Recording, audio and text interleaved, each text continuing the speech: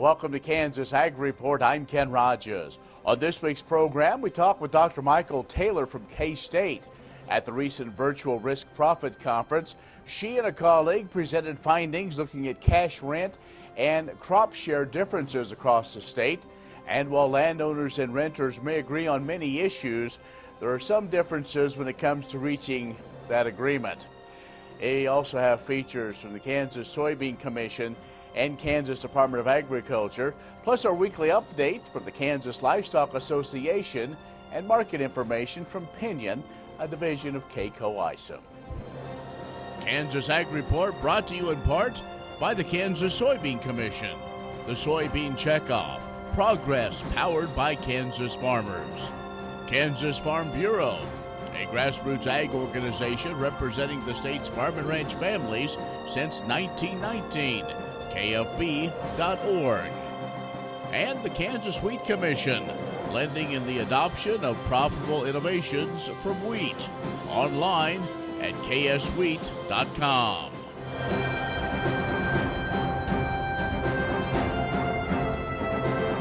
In ag news from agview.net, the effects of COVID-19 continue to put pressure on the agriculture economy, weighing down farm financings in the Kansas City Federal Reserve's 10th District. Farm income declined in the second quarter of this year at its quickest pace since 2016, due in large part to weak market conditions in key agriculture commodities. Now, weakness in both farm income and borrower liquidity was expected to carry into the coming months. Agricultural credit conditions remaining weak overall, but are still relatively stable. The decrease in liquidity was consistent across all states, with comparably higher share of banks in Nebraska reporting reduced short-term funds among borrowers. Now, looking ahead, bankers expect farm borrowers to have greater difficulty repaying loans, and some of the current stability in credit conditions may be attributed to government programs that have provided revenue support and additional financing options for borrowers. Now, even before COVID-19, USDA was already forecasting additional deadlines and declines in working capital for the U.S. farm sector in 2020. Now, concerns about drought also placing added pressure on the western part of the Kansas City's Fed District. A bigger share of bankers in the West expect farmers to have trouble paying back loans in the months ahead. Well, Ken Johannes, Kansas Soybean Association CEO and administrator for the Kansas Soybean Commission, informed the board of directors that he intends to retire in March of next year. Johannes has been accomplished for more than 40 years in a career of the soybean industry, including 20 years at the Kansas Soybean. Under the direction of Kansas Soybean Board of Directors, he manages and implements production and utilization of research, domestic and international market development, and education projects for the Commission, and the federal and state lobbying programs for the Kansas Soybean Association. Now, before, he served as executive director of the Missouri Soybean Association, also the Merchandising Council for Wisconsin Corn and Soybean Program. Johannes was instrumental in the initial development also of the biodiesel industry in the U.S. and served as the first executive director of the National Biodiesel Board. Going forward, Johannes plans to spend the time with his family and wife Jennifer, as well as take some consulting opportunities. A committee comprised of 7 Kansas farm leaders initiated a search now for his successor. Interviews will be planned this fall, with the CEO expected to be named by early 2021. More on these and other stories can be found at agview.net. Stay with us. More coming up. Kansas Ag Report brought to you in part by the Kansas Livestock Association, supporting members' business interests and meeting consumer demands. KLA.org. Oldie Seed Farms, carrying soil-specific seed. Find them on the web at oldieseed.com. That's OHLDE seed.com. And Kansas Corn, building the future at kansascorn.com. Next time you see a beautiful field of corn, reach out and thank the farmers who work tirelessly to raise corn for livestock feed, renewable fuels, and exports to feed a growing world population. The farmers on the Kansas Corn Commission work for Kansas Corn with grower-funded checkoff dollars that support foreign and domestic market development, research, promotion, and education to expand opportunities for Kansas farmers. To learn more, visit kscorn.com.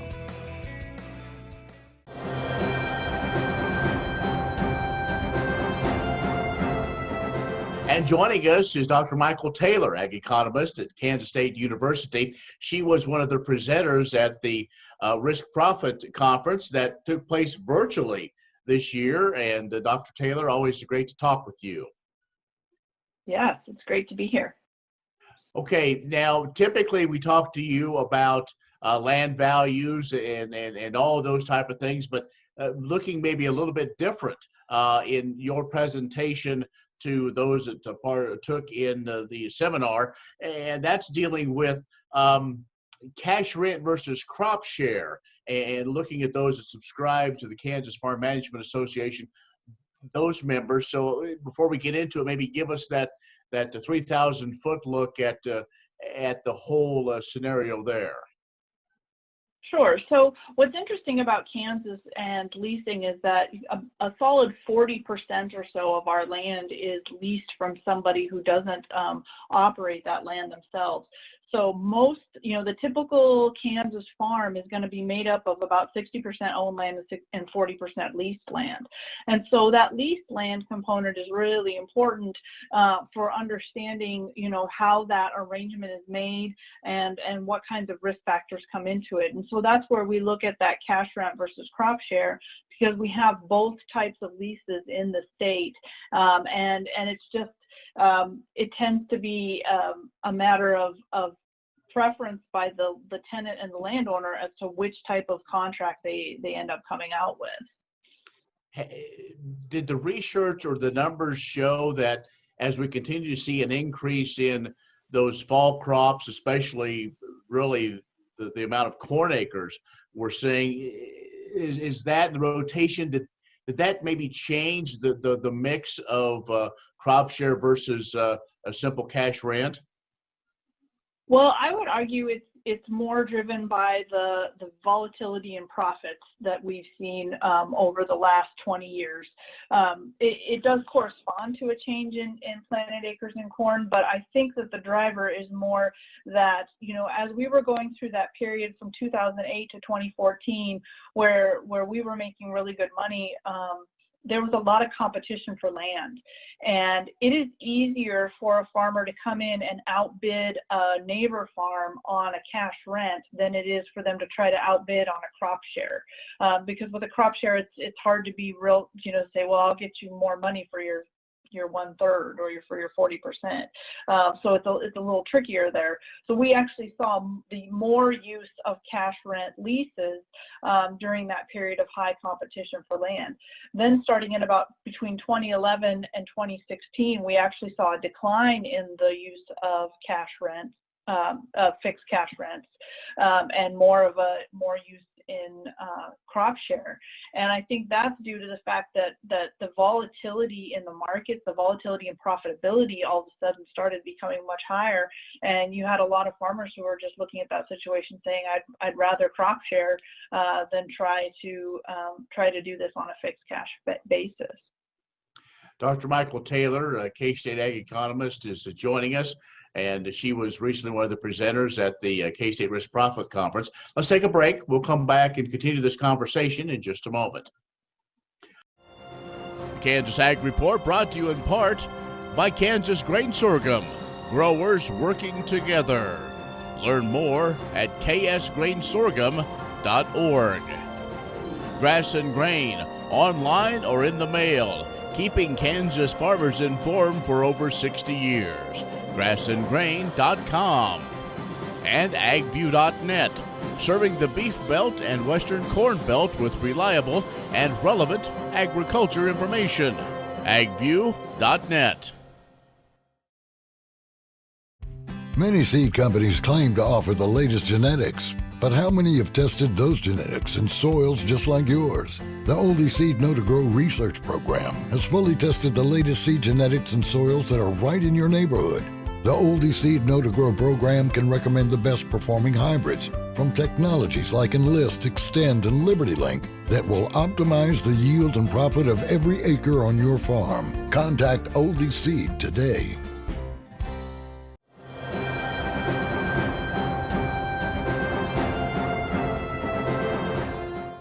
Tonight, our guest is Dr. Mykel Taylor from K-State, and we're talking about cash rent or crop share when it comes to Kansas farm ground. Dr. Taylor, maybe let's dig in a little bit more into the research. I would guess there probably, while there's eventually agreement, there's probably a whole lot different if you're the land owner or the land leaser. Sure. So you have a completely different perspective on your risk when you're the landowner versus the tenant when it comes to picking these crop share versus cash rent. For landowners, it's pretty interesting. We look at the amount of communication that goes on in different types of leases, and we ask them, how many times a year do you talk to your tenant? And with a crop share, they tended to talk more and be in more communication, and that made sense because you have a lot of talking about, well, what chemicals are going to be applied, what fertilizer, what's the overall end yield, and what kind of a check are they going to get, versus the cash rent, the fixed cash rent, which can really just be, okay, we agree to an amount and then we don't talk very much, from that point on. So we saw some communication differences. We also saw some differences just in preferences of landowners for what type of tenant they would pick. Farmers tend to think that it's the highest bid that matters to them or to landowners, and that's all that matters. But when we asked landowners what their preferences were, family considerations were number one, and number two was reputation of farmer for taking care of the land. And the amount of money that was bid on the ground was fourth in the list. So that was pretty interesting to kind of get a sense from landowners that they really care about, how the land is being taken care of as much or more that they do about how much money they're getting off of that lease. That is kind of interesting, but it probably does make sense. Now, if folks want to learn more, and I would guess you have it broken down regionally, and is it crop specific and all those different factors kind of thrown in to give us the bottom line numbers? Yeah, we like I said, we did the survey across the whole state, and we accounted for crop rotation.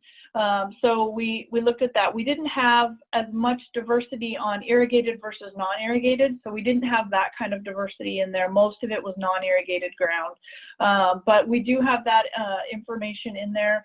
We've been studying land values and rental rates for a long time, but this is kind of a twist, as you said, where we're looking at the negotiations between landlords and tenants, because one of the things that we've learned is that landlords are becoming generationally and geographically removed from the farm, and a lot of landowners become that because they inherit ground. Fully about 60% inherit the ground as opposed to purchasing it themselves, and so that makes for some different dynamics, and we really want to understand those dynamics when we're trying to work with farmers and landowners on coming to a good business arrangement that's solid and keeps both parties in a good position.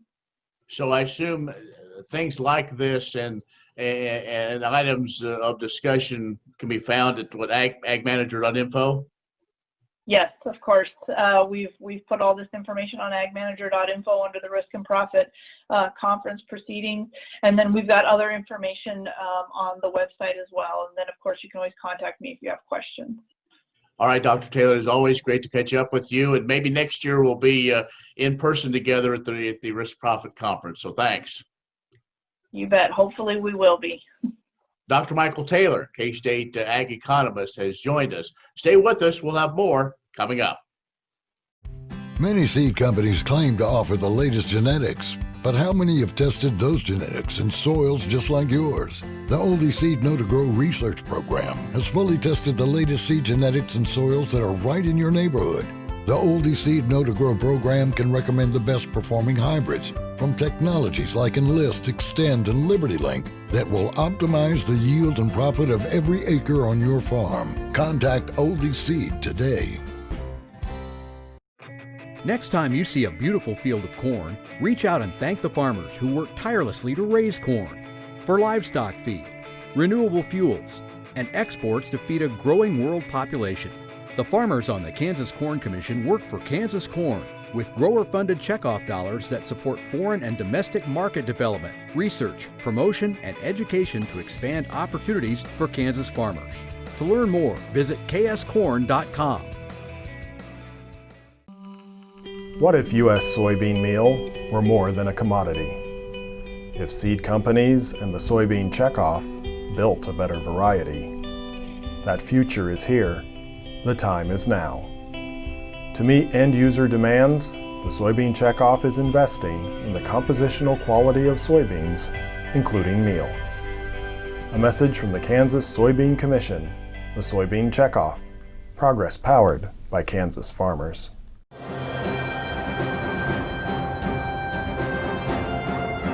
When you ask a Kansas soybean farmer what comes to mind when they hear the word sustainability, you might get a variety of responses. But one thing to know for certain is that Kansas farmers want their farms to last for future generations. To make that happen, innovative changes and ideas are needed to reduce resource use and put the health of the environment at the center of attention. Kansas soybean farmers alone have increased no-till acres by 41% and increased irrigation efficiency by using 34% less water, all while increasing soybean yields by 93%. According to a report given at the International Grains Conference, U.S. soybean producers as a whole aim to reach a reduction in land use by 10%, greenhouse gas emissions by 10%, and soil erosion by 25%, while also increasing energy efficiency by 10% over the next 5 years. Also shared at the International Grains Conference, U.S. farmers reduced energy use by 42% as well as reduced emissions by 41% since 1980. Additionally, the U.S. gained 3.6 million acres of forest land within the last 10 years, while simultaneously reducing farmland by 59 million acres over the past 50 years. To ensure there will be enough resources for the future, we must continue to put sustainability at the forefront of farming. Learn more at kansassoybeans.org/sustainability on the web. When your college career begins, you'll have the opportunity to build upon your skills. One of those opportunities could be joining a collegiate Farm Bureau chapter. With programs at 19 2- and 4-year schools around the state, you can't go far without the possibility of joining a chapter. They provide opportunities to meet new friends and mentors, build leadership skills, and experience statewide events and gain eligibility for scholarships. Want to learn more? Visit www.kfb.org/collegiate. Many seed companies claim to offer the latest genetics, but how many have tested those genetics in soils just like yours? The Oldie Seed Know to Grow research program has fully tested the latest seed genetics in soils that are right in your neighborhood. The Oldie Seed Know to Grow program can recommend the best performing hybrids from technologies like Enlist, Extend, and LibertyLink that will optimize the yield and profit of every acre on your farm. Contact Oldie Seed today. The Kansas Wheat Innovation Center in Manhattan is rediscovering ways to get improved varieties and new genetics in the hands of farmers faster. Grower-led and checkoff-funded research initiatives are bringing about positive change. This grassroots leadership provides a strong voice in Topeka and Washington, D.C. Now is the time to partner with Kansas Wheat in moving wheat forward. Kansas Wheat Commission and Kansas Association of Wheat Growers. Farmers investing in their future and yours. Log on to rediscoverwheat.org. No one plans to get sick or injured, but when life happens, it's important you and your family are protected. Kansas Farm Bureau health plans are there to provide continued health care coverage to meet your needs. Choose from a broad range of individual and family plans. And if you're over 65, we have options for you too. Learn more at kfbhealthplans.com or contact a Farm Bureau Financial Services agent near you.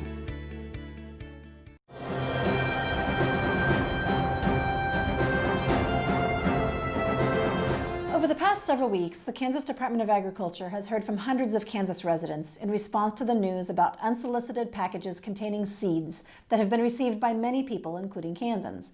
These unusual packages have shown up nationwide, and we've been working closely with the U.S. Department of Agriculture, which is collaborating with other federal agencies to investigate the situation.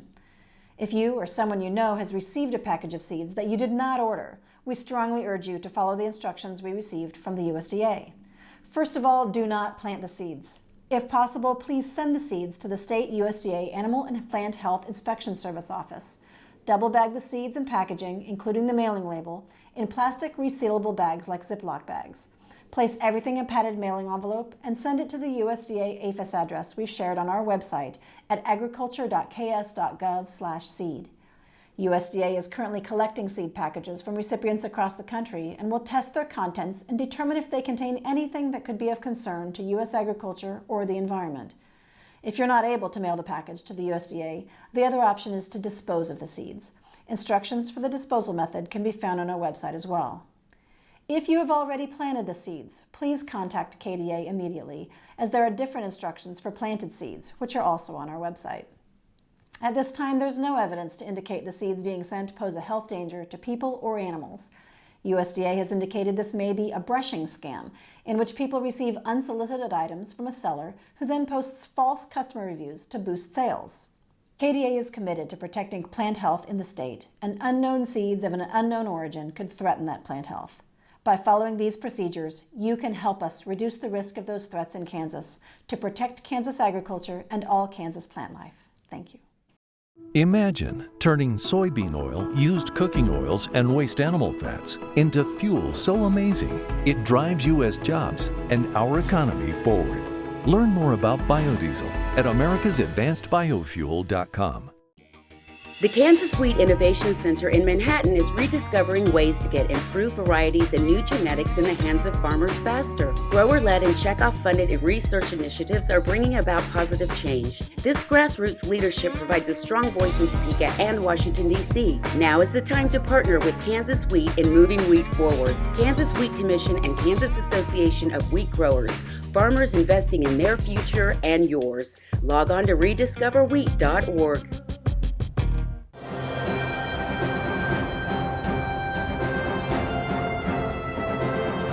USDA announced the deadline to apply for the Coronavirus Food Assistance Program has been extended to September 11th. The original application deadline was August 28th. Producers with approved applications that initially received 80% of their CFAP payments should be receiving the remaining 20% from USDA in the coming months. Moving forward, producers who apply and are eligible for CFAP will receive 100% of their total payment, not to exceed the payment limit upon application approval. CFAP payments are subject to a limitation of $250,000 per person or entity. This limitation applies to the total amount of CFAP payments made with respect to all eligible commodities. Special payment limitation rules will be applied to participants that are corporations, limited liability companies, and limited partnerships. These corporate entities may receive a payment limit increase of $250,000 for each additional owner beyond a single owner if each additional owner contributes 400 hours of active personal labor or active personal management for production of the commodities for which a payment is claimed. The total limit, however, cannot exceed $750,000. For more information or to access the application, go to the CFAP section on KLA.org. Next time you see a beautiful field of corn, reach out and thank the farmers who work tirelessly to raise corn for livestock feed, renewable fuels, and exports to feed a growing world population.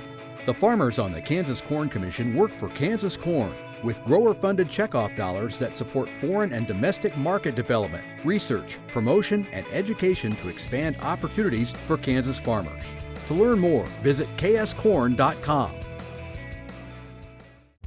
Many seed companies claim to offer the latest genetics, but how many have tested those genetics in soils just like yours? The Oldie Seed Know to Grow research program has fully tested the latest seed genetics in soils that are right in your neighborhood. The Oldie Seed Know to Grow program can recommend the best performing hybrids from technologies like Enlist, Extend, and LibertyLink that will optimize the yield and profit of every acre on your farm. Contact Oldie Seed today.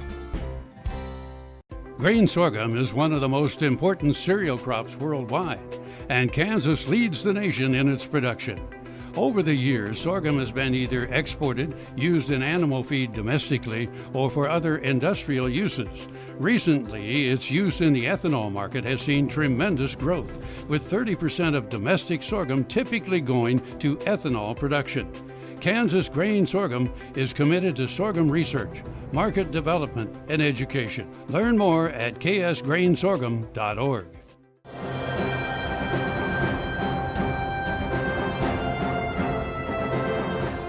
Hey guys, Colette here with Pinion, a division of K-Coe Isom.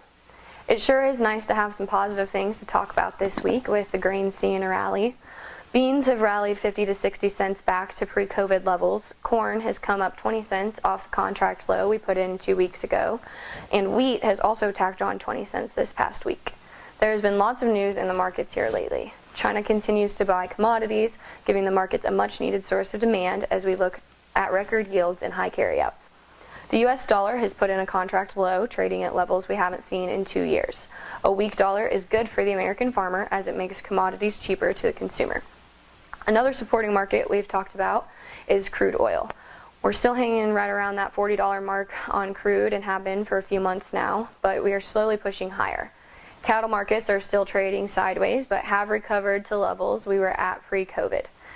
As we near harvest, it is important to have a plan for your grain. There are multiple ways to take advantage of prices at this level. It is easy to get excited on rallies and hope for more, especially when we hear about disasters like the derecho in Iowa. But don't miss out on opportunities. The last 6 months or so have certainly been an odd time in the markets. If you're wondering where to start or how to utilize the different marketing tools available to you, give us a call at 888-452-8751 or visit us online at kco.com. I'm Colette at Pinion, and we'd love to help. Well, that's our show this week. You can be social with us online at kansasagreport.net. Like us on Facebook at Kansas Ag Report Television Show. Follow us on Twitter, Kansas Ag Report. Be strong, be vigilant, be kind. I'm Ken Rogers. Thanks for watching. We'll see you next week.